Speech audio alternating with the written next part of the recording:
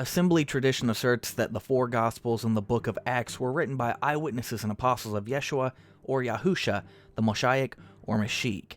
For the sake of my audience's understanding of what I'm saying, I'll call him Jesus the Christ. This understanding of the Gospel's origins is fundamentally flawed. First off, all 4 of the Gospels are written in the third person, i.e., Jesus took his disciples here, or the apostles went with Jesus there, and Jesus said to them. Never in the first person, Jesus said to me, or Jesus took us to Jerusalem. Tying this together with the authors of said Gospels, Mark, Matthew, Luke, and John, who were these 4 men? First off, the Gospels were anonymous documents. That is to say, they were written without naming their author. So we have no clue who any of them are, or if the names given to them are actually who wrote them. Certain Christian traditions state that Mark is the John Mark mentioned in Acts of the Apostles, and that he got his information from the apostles. This, of course, is a lie since the author never mentions his or her sources or his name in the text. If he were part of the lives of the apostles, that would be a very important detail one might want to add. Also, what most fail to realize is why does John Mark have to be the author of the gospel called Mark? Why is he never associated as the author of the Gospel of John? Why would Mark be the only gospel that bears its author's last name when the others use the first name? Either way, it wasn't written by an eyewitness. Papias of Hierapolis, a Greek bishop who lived around 60 to 130 AD, speaks on Mark's gospel as being written down by a man named Mark, who was assumed to be the interpreter to the apostle Peter, and that Mark did not write down most of the events in the order that they happened, but as best as he could remember them being spoken to him by Peter. Papias goes on to note that Mark never met or heard Jesus himself. This account sounds more likely than the others, but is still pure rubbish since, once again, if the gospel was written down by someone who had actually known the apostles, he should have included his name and his sources in the work itself. Modern scholars date Papias' works to around 95 to 110 AD. We don't have any surviving copies of his writings, only quotes and passages by later church fathers, meaning that the church fathers quoting him could place words into his mouth or onto his pen that he never said or wrote down to give authority to their own beliefs. Clement of Rome, a bishop that lived from 35 AD to 99 AD, supposedly claimed the same story as Papias as to Mark's Gospel's origins, according to spurious Clement quotes from Eusebius. If true, Clement may have been a source for Papias' claims.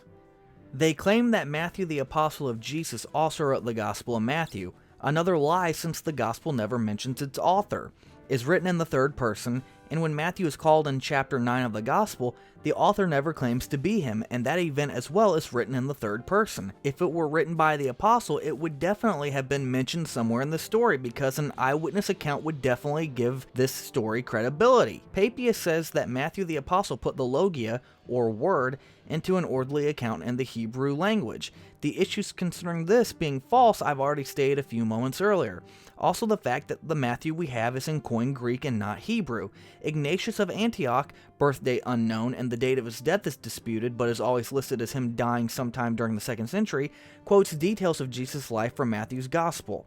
Another issue is that according to various ancient church fathers, there could have been around 3 or 4 Gospels known by the title of Matthew, or very similar to it, including the Gospel of the Nazarenes, so whether or not they were reading the same Matthew as us is unknown. They claim that Luke is written by a physician and friend of the Apostle Paul. This is definitely a peculiar situation indeed. It would explain why the narration is in the third person and is not in the first person. To lend credence to this claim is the opening of Luke states that he got his information from people that heard about the events, whose accounts they received from people that had actually witnessed them.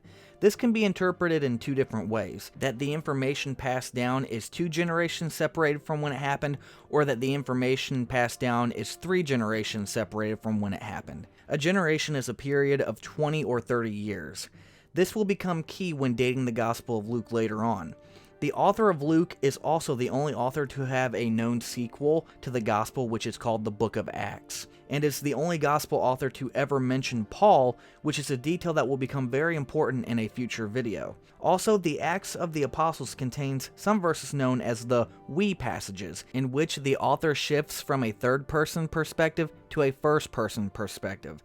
Some traditional Christians claim that these we passages prove that the author was an eyewitness to the events in question. Scholars such as Bart Ehrman think the we passages were a deliberate deception to trick the readers into thinking the author was there when he or she wasn't. Richard Purvo in the Philadelphia Fortress Press 1987 claims that the we passages are a literary device not meant to prove that the author was there, but to add a certain style to break the narrative flow and temporarily switch perspectives. Purvo claims that this was a common literary device used in the ancient world. However, Morris Siebeck, in a document known as the Paul of Acts, states that Purvo failed to cite a source that contains all the details and features that Acts has in its ship story and we passages.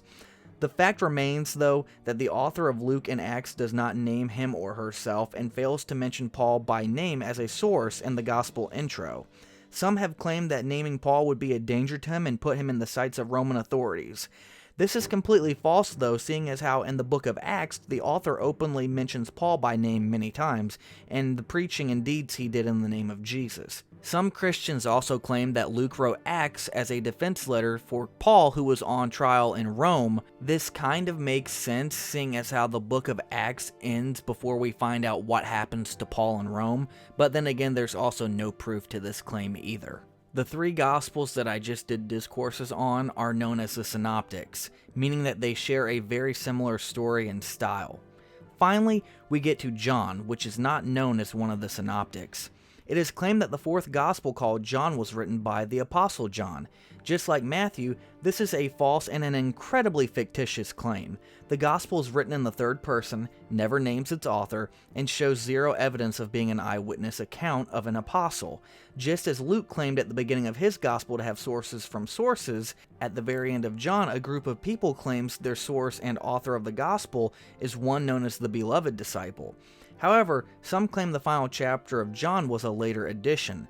More on both of these subjects later. John's Gospel is quite different than the other three Gospels. The Gospel itself is written in a different style, with different events and new characters added to its story that aren't present in the other Gospels. I find it to be quite Shakespearean in style, but that's just my personal view of the English translations. Entire character personalities are changed, with Jesus talking at great length about himself and God. According to a spurious quote from Eusebius, whom claims to be quoting a letter from Clement of Rome, John was the last gospel to be written.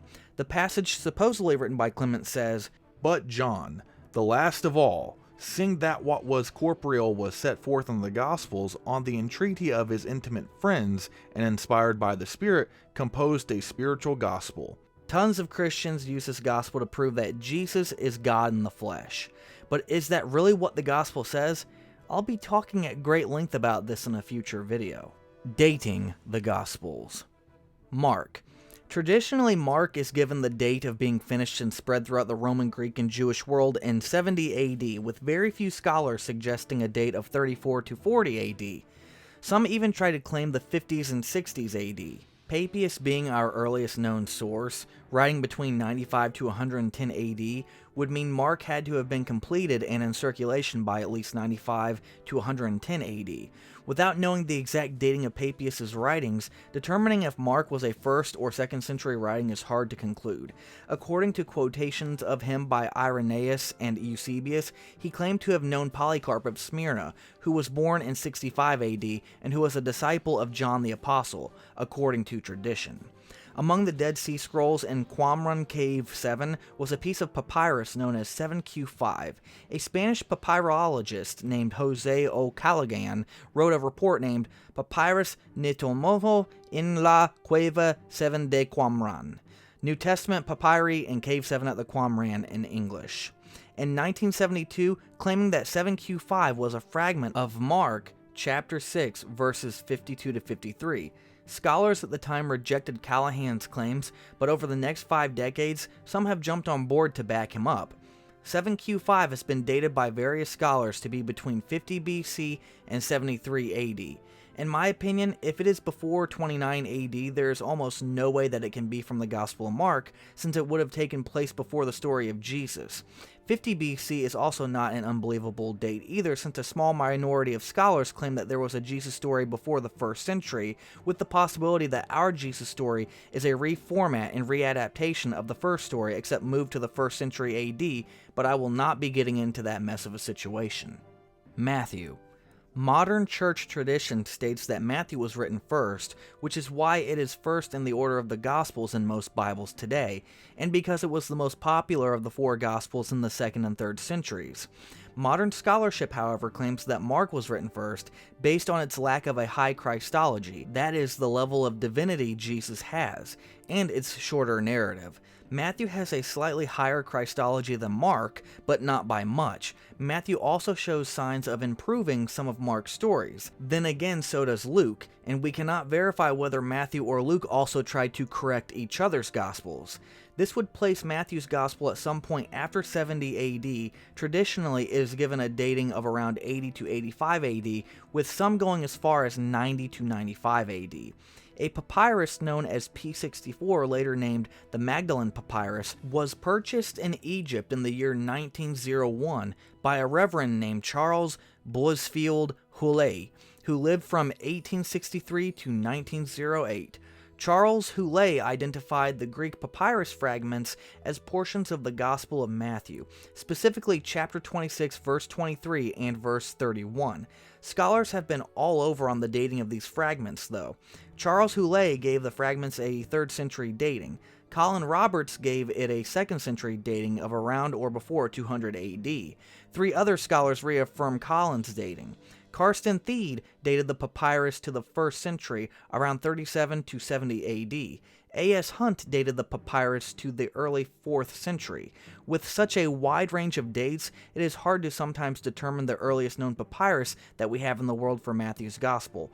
Widely contested datings are nothing new, though. Every ancient manuscript of any writing, map, or drawing always have varying dates. Luke and Acts. Traditional Christians and pastors attribute the Gospel of Luke to have been written around 75 to 80 AD. The following information was taken from StackExchange.com. The earliest known references to the Gospel of Luke are disputed. Wayne Grudem, a seminary professor, claims that the earliest reference to Luke's Gospel is 1 Timothy 5:18, which most traditional Christian theologists tend to agree that the letter was composed in or around 60 AD before Paul died. If true, this would place Luke to around 62 AD or earlier, possibly in the 50s AD. However, most modern scholars debate on whether 1 Timothy was a legitimate letter of Paul's. If we go with the assumption that 1 Timothy is a later forged letter, the next known earliest reference to Luke's Gospel would be Marcion of Sinope, who heavily used the Gospel of Luke in some of Paul's letters known to him for a period around 144 to 150 AD. The earliest physical copy of Luke's Gospel is believed to be Papyrus 75. However, even the dating of this papyrus is debated. Philip Comfort dates the papyrus to around the mid-2nd century to late 2nd century, between the years 150 to 175 AD. Victor Martin, Bruce Metzger, and Rodolphe Kasser give a dating of late 2nd century to early 3rd century, around 175 to 225 AD for Papyrus 75 due to its similar angular style of other documents from the time. Just like Matthew, Luke shows signs of trying to correct and rearrange elements of Mark and Matthew. But did Luke actually try to change and correct Matthew's Gospel, or did Matthew try to correct and rearrange Luke's Gospel? We do not have a definite answer on this. What we do know is both changed and rearranged parts of Mark. If the belief is to be had that the author of Luke briefly traveled with Paul, as can be assumed by the wee passages in Acts, and Acts ends abruptly before Paul dies, the assumption can be made that Luke would have been written before Paul died, since Acts also ends before Paul died, after he arrived in Rome. Paul is assumed to have died between 64 or 67 AD, which would push Luke's Gospel in Acts to 64 AD or before. Then again, the date of his death is disputed, so it's up to the individual to decide what to believe pertaining to this matter. Church tradition is that Acts was written around 70 to 73 AD, with scholars dating it from 80 to 110 AD. Irenaeus, the Bishop of Lyon, who was born in 130 AD and died in 202 AD, wrote the first known title for the Acts, calling it the Acts of the Apostles, in the late 2nd century. Acts also appears to copy the works of Flavius Josephus. Eugene Boring, in his 2012 work, An Introduction to the New Testament, history, literature, theology, states that the author of Acts doesn't appear to know of Paul's letters that would give it a late 1st century dating, and that if he does know of Paul's letters and of Josephus' writings, it would give Acts a dating at some point in the early 2nd century. Acts appears to draw on portions of Josephus' writings known as the Jewish War, written in 75 AD, and Antiquities of the Jews, which was completed around 93 or 94 AD. This would mean that Acts could not have been written before at least 94 AD if it is true that Luke used Josephus' later writings as a source for Acts. The Center for the Study of New Testament Manuscripts lists Majuscule GA0189. It contains Acts of the Apostles and is dated to the 2nd or 3rd century AD. John. Church tradition states that John the Apostle finished his gospel in 90 AD. Modern scholars give a dating between 90 to 150 AD. Few scholars actually date it to before 70 AD. The reason for such a late dating is because the Gospel's high Christology, with Jesus being portrayed as a highly divine being, some even using this Gospel to claim that Jesus was God. Also, the fact that the author of John seems to be fighting against Docetism, which is a 1st century belief that Jesus' body was not human, but of a celestial substance. Most Doces denied Jesus' resurrection and ascension to heaven. This is why John makes it clear that Jesus was flesh and bone, and not spirit.